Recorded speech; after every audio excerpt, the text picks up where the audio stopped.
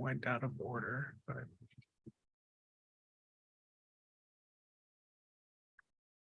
All right. Okay, good afternoon, everyone. This is the Thursday, June 15th, 4 p.m. Board of Health meeting. I'd like to remind everybody that this meeting is being recorded by video and audio. We do actually have a full present board here today, so we won't have to do a roll call vote. Is there anything that's not on the agenda that the general public would like to talk about? Seeing none, but we do have an addition to the agenda, which is an emergency condemnation order for the summer house in Sconset, which we will be adding to the agenda today. Yep. Approval of the minutes, May 18th. Any corrections, additions? Get a motion to approve. Second. All in favor? Aye. Aye. I have to abstain because I wasn't there. Okay. Meredith is abstaining. Okay, first up, Beach Plum Pool. So we gave them all opportunities to show up. Beach Plum Pool variance, people are not here. If you want to choose to hear it, we can. But the way we've told them is they're not in compliance. So what's happening is they're asking for a variance to not have to put the depth markers below the surface so that the people inside the pool can see it. It is an alteration. They currently do not have it. It's an alteration of what they have currently. As it stands right now, it does not meet the state standard. So we told them that they can continue with this hearing next month, but they'll be closed until then because they need to meet the minimum standard. That's really it. Mr. Chair, I just have a question. Why? I didn't quite understand why they want this variance. They don't want to put the depth markers. Is there a reason why they don't want to put the depth markers? Not that I know of. Their pool's a little different. It's an infinity pool, so the water comes kind of right to the rim, the edge of the pool, and it splashes over. I spoke with the state about that because it's the code is it needs to be a 4-inch marker, depth marker, and typically it's on the inside wall of the pool, so anyone inside the pool can look and see 4 feet, 3 feet. So in this, it says, typically pools, it's about 6 to 8 inches of, open space before you get to the rim of the pool. So it's an easy spot to put the depth markers there on the vertical wall. The code also does say when it can't be above the pool water, then something else kind of needs to be done. And they could easily, in my opinion, put markers up on the pool deck. Something we don't really like to see because you want an unobstructed 4 feet all the way around the pool in case there's an emergency, somebody's trying to get someone out of the pool or anything. But there are other means to post the depth markers that would be visible to the swimmers inside the pool. So, correct. Yep. So until that time, until a variance is granted to them, if a variance is granted to them, then they need to meet the minimum standards for the pool. So, time's running out for them to come into compliance with that and post them or have a variance issued. So, is this a new pool? No, it's not a new pool. It's in the Beach Plum area. Okay. There's been some confusion. They originally had a pool built there. I'm not honest. I'm going to go back probably 10 or 12 years ago, maybe. I don't know the exact year. But then there was some new pool work done in 2017, which our office, Artel reviewed, but it's not really built with Art really looked at, I don't think. So we're kind of fishing through the building files and trying to figure out what happened in that regard. But the fact of the matter is they need to meet the minimum standards. So, and they're currently not doing that. Thank you. And it's not hard to do. It can be done with a vinyl sticker. I was just wondering if, just, again, if it's been there for a while, how does it get this far? How to get past the initial inspection without being identified? It doesn't change my thought Yeah. that, no, but That's what we're trying to figure out, how it slipped through the cracks. okay. That was just, It actually has been noted on like the last 3 years of inspections. Okay. So we didn't know that. So going back 3 years, I think I noted it 2 or 3 years ago. Jake noted it last year, I believe, and I believe Sean noted it this year, going through everything. As you know, we were dealing with some major pandemic, going back 2 years ago and last year and stuff. So, and I think as we've been saying all along, we have, more inspectors now and a little more time to spend on things and focus on some of the finer points of everything that maybe we did miss in the past. So. thank you. Any other questions? So nobody can use the pool until next month? That- We won't permit it. It's a semi-public pool. So they're supposed to be fully inspected and permitted before they open for the season. So that's a no-go for anyone until. They do. Yeah. Yeah. I- So- what does that mean? So what we're asking them to do is fix it. And what they're asking to do is not have to fix it. It doesn't affect the operation of the pool. It just affects the safety of the pool. So, So do no, we give them a cease and desist? Or what do we do? what would you prefer? Yeah, just a simple correction order. We would, No, what we but how do we would, make sure that they don't use pool until we're selling? we'll continue to stop by. That's the only way. We have to continue to stop by at random intervals. It's the same as So food. who was this board notified because nobody's here? We have a contact. We're a gentleman named Chris Williams. He is the HOA president. So they can keep using the pool and there's really no repercussion other than you guys will stop by And we'll and keep finding them. fining them If you catch them. if you catch them using the pool. It's really the most. I mean, this seems like a somewhat big safety issue and there are probably children in that neighborhood and Absolutely. my concern would be like a kid jumps in the pool and doesn't realize how deep they are and they drown because nope, somebody's not watching them. And I mean, this is kind of a big liability. Like, I think that maybe they just shouldn't be using a pool if it doesn't meet the standard. Right, absolutely. I mean, typically in this type of a scenario would be a fine first. Obviously, this is a big safety issue. I mean, the department feels that way as well. So at this point, it's really probably a cease and desist or suspension of the pool permit until they post those. So that would really be the route at this point to do so. And usually, hopefully, that gets people acting pretty quick. So hopefully that's what happens. I think that's the only way you're gonna get them to put the markers up. Yeah, absolutely. So So motion. Motion on variance, a motion on cease and desist. Motion for the variance, We'll motion on the variance. for the Yeah. variance, what's on our agenda. I move that we not accept the variance. Second the motion. Okay, all in favor of denying the variance? Aye. Aye.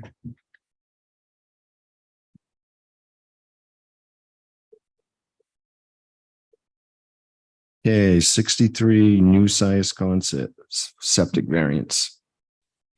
Yes. So I know Don is here for the applicant. I believe this is a net negative nitrogen reduction system. We've done things very similar before in Hummock Pond. This is outside of Hummock Pond. This is out in a new size concept. But Don, I'll let you take it away. Sure, yes, thank you. Like most jobs, there's always a little twist to each one of these. The twist on this one is there's an existing two-bedroom dwelling with an existing septic system on it. The proposal is for a secondary dwelling, proposed to have 6 bedrooms when there's no proposed work on the existing two-bedroom structure. It's a pre-1995 septic system designed for 2 bedrooms. So the way we looked at it in this variance request was we allotted 20,000 square feet out of the 62,491 square feet of lot area to the existing house, which would make that portion of the property compliant with this regulation. So that left 42,491 square feet for the proposed house. At 1 bedroom per 10,000 square feet, that would only allow 4 bedrooms, but we're proposing 6 with the IA system. And so 6 with the IA is about equivalent to 3 with no IA. So therefore, we bottom line is we have 4 by right with no IA, and with the IA, it's equivalent to 3. So there's a net nitrogen reduction compared to adding the IA in what would be allowed by right.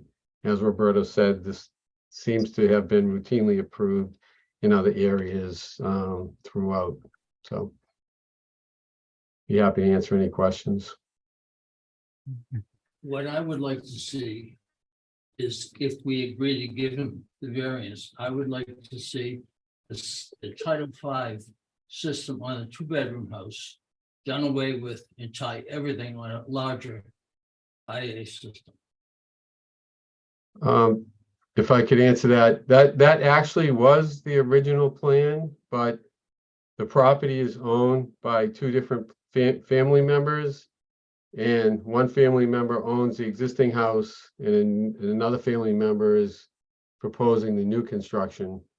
And it's because of, finances and so forth, and then being unagreeable to updating the system, we ended up coming back to this as the alternative. So I don't think there's any willingness for the family to upgrade the existing 2-bedroom system. My problem is that everybody comes here and they think just because they get an IA system, they get an extra bedrooms. Okay, just because we give them an IA system doesn't mean we give them 6 bedrooms, does it? Does it? Only outside of nitrogen sensitive areas. This is in zone 2 of a wellhead. So it's a little different. Let me ask a question. I mean, again, I'm coming from my Nantucket experience. We have that rule. If you pull a permit, you got to upgrade a system. Does that apply in this situation? Or is that a Nantucket? That's the Nantucket Harbor Shed. Yeah, Nantucket and Yeah. Nantucket Harbor Shed. Yeah, just Okay. just Nantucket and Nantucket Okay, Harbor Shed just wanted to have make sure, because again, I'm still learning some of the rules. And so the current system is not IA, that. Correct. correct? And is it a single family lot if you have 2 houses on it? If I can answer that, I mean, all lots are considered single family lots, but with the exception that an accessory dwelling is allowed on most lots. Obviously, there are other affordable housing incentives bylaws that allow more, more than that, but this is allowed by zoning. As I'm sure you know, most properties on Nantucket have 2 dwelling units, similar to this.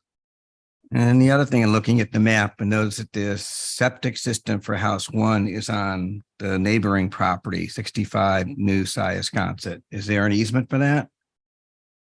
There's no easement of record. So the reason that happened was because it was all one property at one time, and when they divided it, they sort of ignored the fact that the septic was on the newly created lot, which was the one fronting on to the south of this property. But the fact that has been there after the lot was created for well over 20 years, they would have an unwritten easement or an easement by prescription. So legally, I would say that they have an easement. but it's not documented at the registry. How old is the Title V system? It would gonna take me a second to look it up.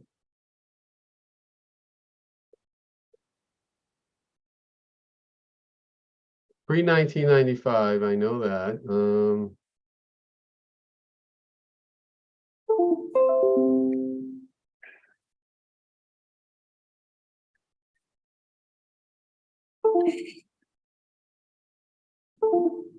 It was installed in 1979. Wow. I would think the owner of that house would be more than glad to have the other guy put it in, the other guy would pay for the. It's siblings. But Well, I mean, that's we, not our problem. no, I Yeah, was that's- just gonna say, we can't worry about what's amongst siblings. I mean, and being environmentally conscious, I mean, I have a little bit of an issue with leaving two 1979 leach pits across from the Sconset well fields when we're trying to reduce as much nutrient loading as we can, and pits are the worst thing. And what, you know, looking at that plan, one thing I would maybe suggest is that you could, and clean the property line up, you could get rid of the pits, keep the tank. You proposed a 2,000 gallon septic tank, which can, I believe, take 8 bedrooms. And just, you know, if you can't make it gravity, just pump the effluent to the new 2,000 gallon tank. And that could be as a stipulation of granting the variance. And then you just make the leach field a little bit bigger. You're on town water, I believe, there too. I think you'd have the room. That would clean everything up. Yeah, I wouldn't disagree. As I said, we've already, actually, our initial design was exactly what you just said, different type, different configuration, obviously, but you know, we know it works, obviously. You know, we just felt that this, you know, as it is proposed, it would still, you know, meet the requirements for nitrogen loading and be consistent with what the board has approved in the past. Yeah, but we're consistent, but we've never had anything exactly like this, so. Yeah, that's If- why I said this had a little twist, and this was Right, it. so if the suggestions are carried through, it's, you know, we're not, it's no precedent here, Mhm. because the past ones have been simple. Yeah. Okay. So this will be a property with 8 bedrooms. Correct? It's gonna be anyways. Which is sort of like bordering on, I know was discussed a little bit at the select board meeting of the mini hotels that have been of concern. And I am not a septic genius by any means, but we're gonna leave like an old system and still there, right? Like, I don't know how long they last, I guess. Yeah. And you guys would know better than I do. 1979 seems like a 50 long time ago. 70 something, Yeah, 50 years. It would have failed a long time ago if it was used year round. Plus it has, it's gonna fail sometime. Yeah, with year-round use, typically they only last about 20 to 25 yeah, years. leach pits, Those old ones, yeah. 14 to 16. Yeah, 44 it's years. even less, yeah. 44 years old.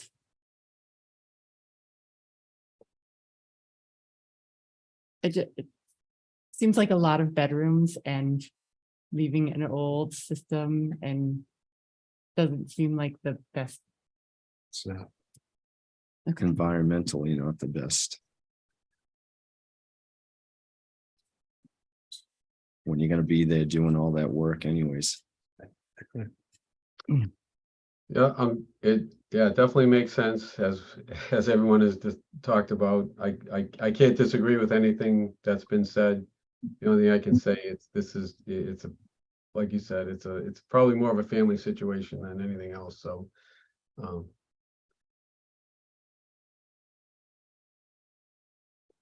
It's not a good idea.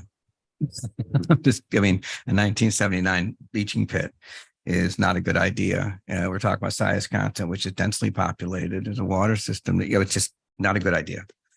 And if environment and health is what our primary concern is, and there is a reasonable solution because work is being done anyways. I am not feeling good about this. I don't hear anyone saying very good about this. I mean, I'm fine with granting the IA variance, which you'd be in front of us anyways, but as long, only on the stipulation that the 2-bedroom cottage gets tied into that system somehow. And then you get rid of the leach pits. So would you have to make a different IA system for 10 bedrooms? Because they're saying that the house is 6 bedrooms. That, am I, like, would you have to make it for 8 bedrooms 8. rather? Yeah. My math. Which they can do. What they're proposing could handle. Yeah. The IA system they're proposing could handle the 6+2. So if they can sort out their family differences. And they would get rid of They the can leach also pits, which is subdivide the lot. positive. Is that right, Don? You'd have the square footage with the IA for 8, do you? Right? Oh, yeah, we would with the IA, yeah. So I mean, it could easily fit an 8-bedroom soil absorption system in reserve area. And we could either combine them into one IA, or maybe in this particular situation, would probably have 2 individual IAs combined to one system, either that, or would just have 2 individual systems, each with their own IA. So I'll have to discuss that with the family. Obviously, we know where this is going, so yeah, we'll have to come back with. Do you want to come back? I'll pull it. Yeah. Continuance. Just pull it. Yeah, we'll just resubmit. I'd probably be more helpful for me if you take the vote the way I think you're gonna vote, and then we'll just come back with a new submittal once we know exactly what we're gonna do. Make a motion, we deny the variance. Second. All in favor? Aye. Aye. Okay, thank you, Steve. Thank you. And thank you for all these years coming in front of you. It's sad that you denied the last one for me, but that's okay. Don't look at it that way. Oh, I know. Okay. All right. All right, thank you. That's the way you do it, right? And then the condemnation. Okay, next we have the summer house emergency condemnation. Yes, so yesterday there was an inspection, a joint inspection with the Problem Properties Task Force of the summer house. Fire department and building department, which includes plumbing and electric, found many code violations, significant enough to be considered life safety hazard. So as a result, the fire department and the building department, I believe, ordered the fuel tanks, the gas, to be disconnected. And as a result of that, there's no longer any hot water in the dormitory. Hot water is a required living condition for the dormitory.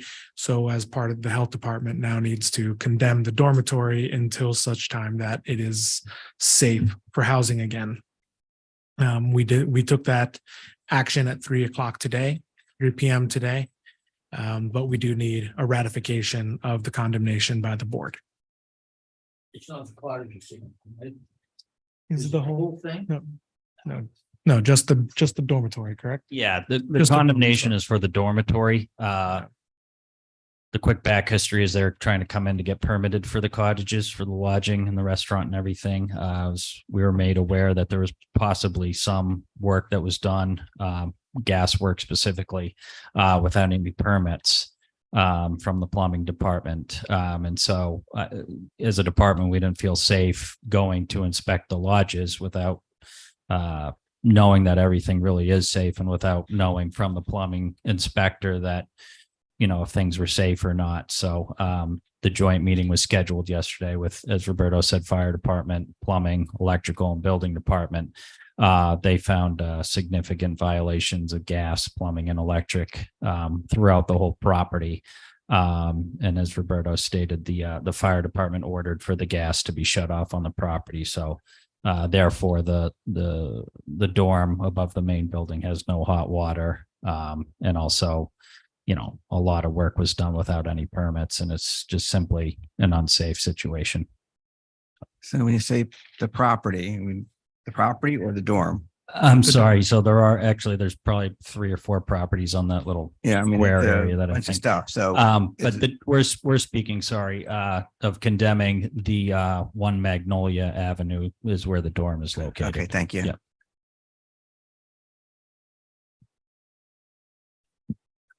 Any questions? No. Can I get a motion to ratify the condemnation order for 1 Magnolia Ave? So moved.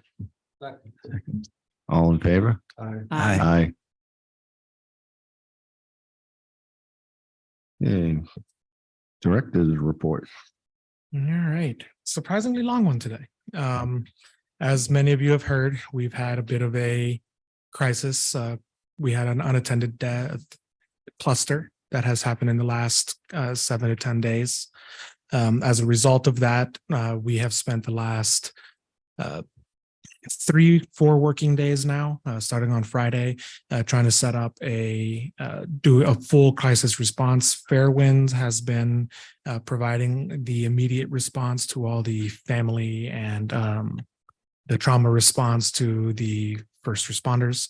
The fire department did bring in a crisis response team from their association to speak with the staff. The Department of Mental Health, we're collaborating with the Department of Mental Health to also provide trauma services and mental health response to the members of the emergency department who were present when the victims came in.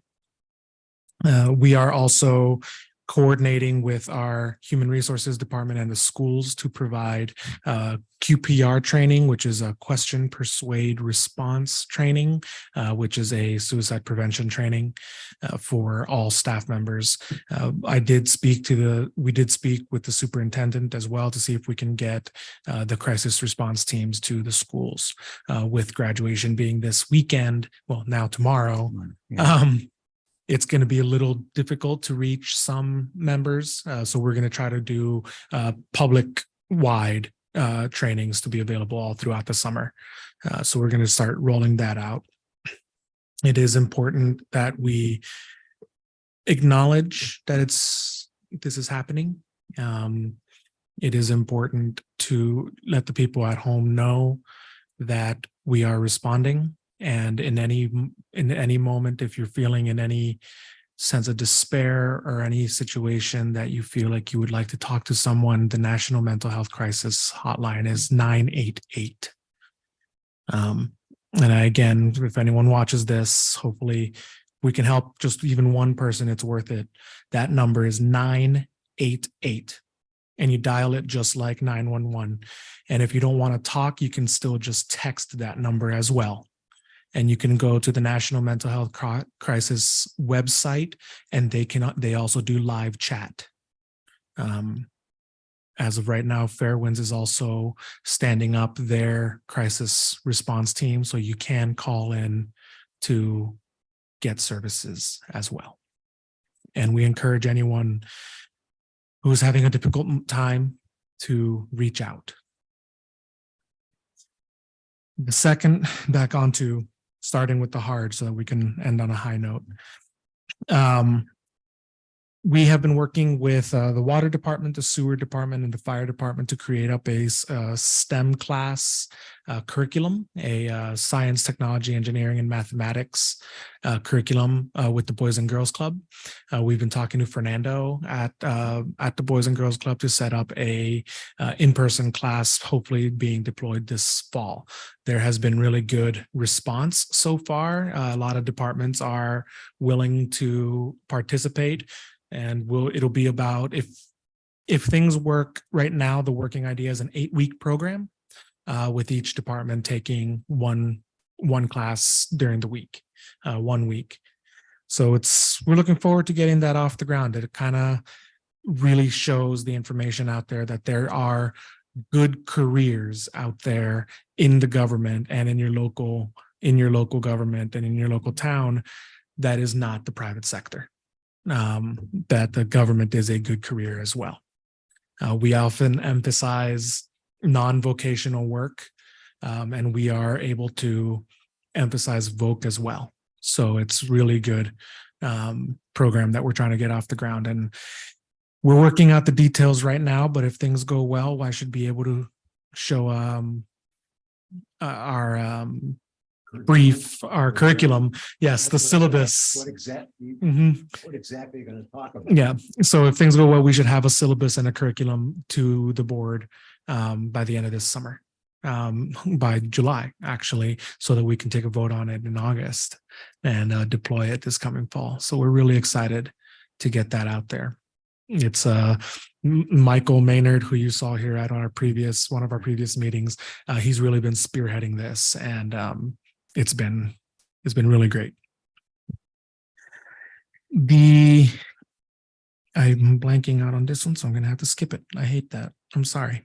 We have a COVID clinic this Saturday at the elementary school cafeteria, and there are plenty of spaces available. Sign up online at the town website. We did move the COVID-19 link. It's no longer on the top there. You now have to go to the health department side to find that link to sign up, but you can sign up straight through the town's website. Can I make a suggestion? Yes, sir. Your microphone's off.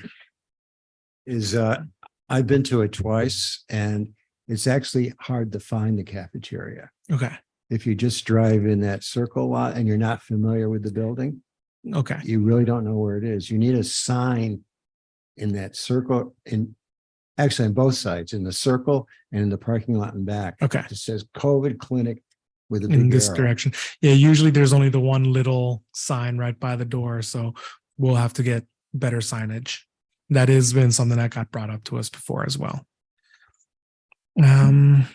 The well water hearing was moved to next month. That should be July 20th. We did get a policy brief completed today for that, so I'll email that out to tomorrow. Oh wait, I'm out tomorrow, on Tuesday. And it's a very good, our interns this year are fantastic. We have our intern program back up and running after almost 4 years now because of COVID. We now have our intern program back up and running. So one of them is a health policy major at UMass, and the other one is a environmental health policy, nutrition and health major at Queen's University in Belfast, Ireland. So we're really happy to start creating those partnerships across the Atlantic as well.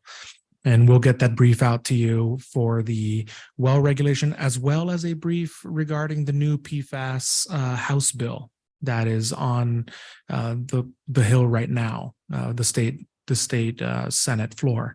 So that way, when we pass ours, we would be getting out ahead of it. But if they pass theirs, which is a little bit different, theirs is very specific, PFAS specific. It would preempt parts of our regulation, but we are expecting that bill to actually fail the Senate this session.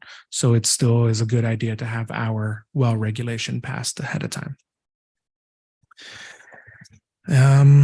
Lastly, our nurse update. Our new nurse has been providing monthly write-ups. So John, please expect that we're going to be I'm going to be requiring similar writing like this now.